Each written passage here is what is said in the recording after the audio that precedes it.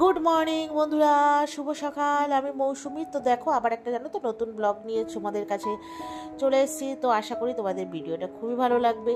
তো জানো তো বন্ধুরা, অনেকদিন ধরেই না আজকে মেয়ে বলছিল আর কি কি বলে কাতলা মাছে কালিয়া খাবে। তো আজ করব কাল করব করে হয়নি, তো আজকে অবশ্যই করব। তো রেসিপিটা তোমাদের সাথে শেয়ার করবো আমি কিভাবে করি।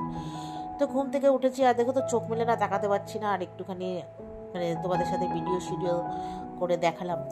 তো তারপরে জানো তো ফ্রেশ হয়ে চলে এসেছি। প্রথম কাজই হচ্ছে রান্না বসানো। দুজনেই বেরোবে, তোমরা তো প্রত্যেক দিনই দেখো, আর এটা তো সবারই বেসিক কাজ একটা। তো ওখানে ভাত হচ্ছে, আর আজকে করব ফুলকপি আলু দিয়ে হচ্ছে তোমার ভাজা, আর না করব হচ্ছে তোমার হচ্ছে মাছের কালিয়া। তোমাদেরকে তো বললাম মেয়ে অনেকদিন ধরেই বলছিল যে একটু কালিয়া রান্না করো, কালিয়া রান্না করো। তো আমি ভাবলাম যে আজকে করেই দিই।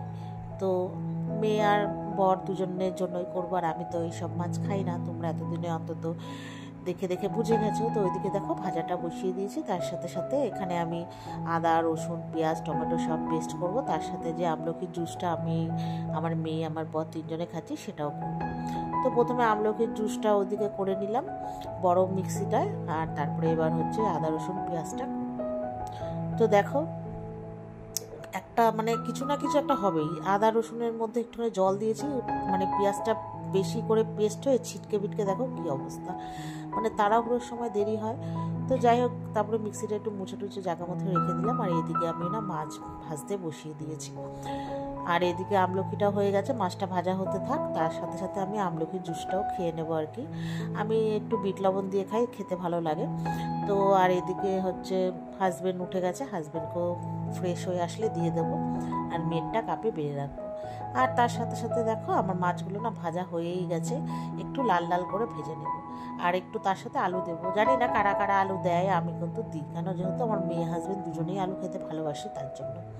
তো আলুটাকে একটু নুন হলুদ দিয়ে প্রথমে একটু ভালো করে ভাজা ভাজা করে নেব, যেহেতু এখন নতুন আলু ওই জন্য। তারপর ভাজা ভাজা হয়ে গেছে, এরপরে জিরে ফোড়ন দিয়েছে, আর আমি না তেজপাতা খুব একটা দিই না।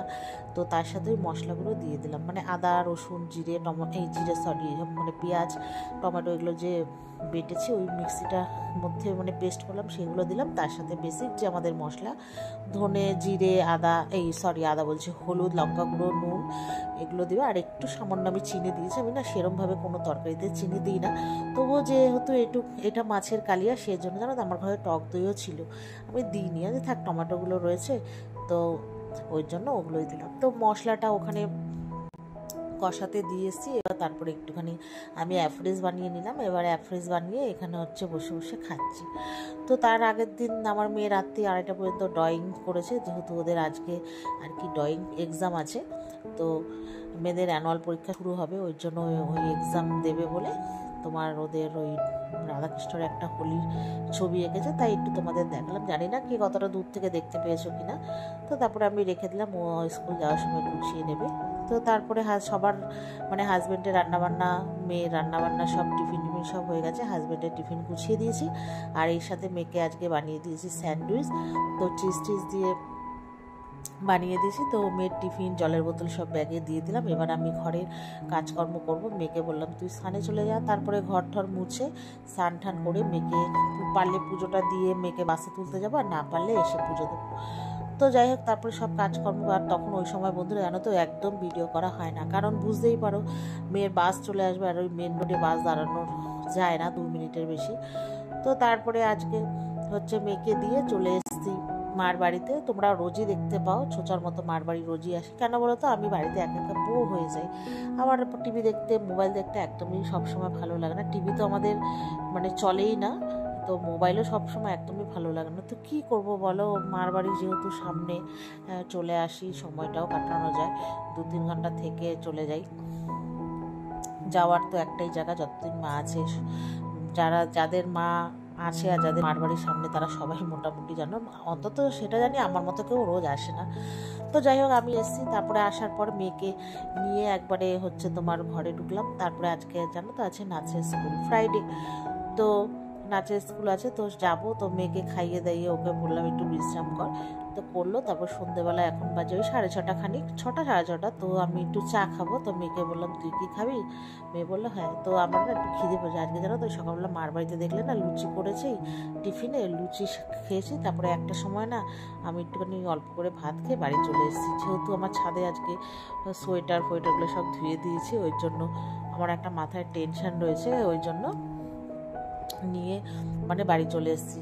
তো তারপরে এসে আর একটু খিদে পাচ্ছিলো, ওই আসার সময় চিপস আর বিস্কুট কিনে নিয়ে এসেছি, ওই চায়ের সাথে খেলাম। খাওয়া দাওয়া করে এবারে যে রেডি হয়ে গেছি, মেয়ে বসে আছে রেডি হয়ে, আমিও বসে আছি, এবার বেরোবো। তারপরে দেখো আর না ভিডিও করি না, আজ স্কুল থেকে চলে এসেছি, আর যেহেতু আমার মেয়ের ড্রেসটা ওই যে হাওয়ায় উড়ে গিয়ে পাশের জঙ্গলে পড়ে গেছিলো, তো আজকে এতদিন 3 মাস পর পেলাম ড্রেস। আর আজকে হচ্ছে হ্যাপি ভ্যালেন্টাইন্স ডে, সবাইকে হ্যাপি ভ্যালেন্টাইন্স ডে উইশ করলাম। তোমরা সবাই ভালো থেকো, সুস্থ থেকো। আর আজকের দিনটা জানি না কে কীভাবে এনজয় করেছো, আশা করি সবাই ভালো মতো এনজয় করেছো। তো তার সাথে সাথে দেখো আজকে মিওমোর থেকে 2টো কেক এনেছি, আর মেয়ে খেয়েছে 65, আর আমি একটা স্যান্ডউইচ নিয়ে এসেছি। তো চলো এই পর্যন্ত আজকের ভিডিওটা, সবাই ভালো থেকো, সুস্থ থেকো, দেখা হবে আবার পরে।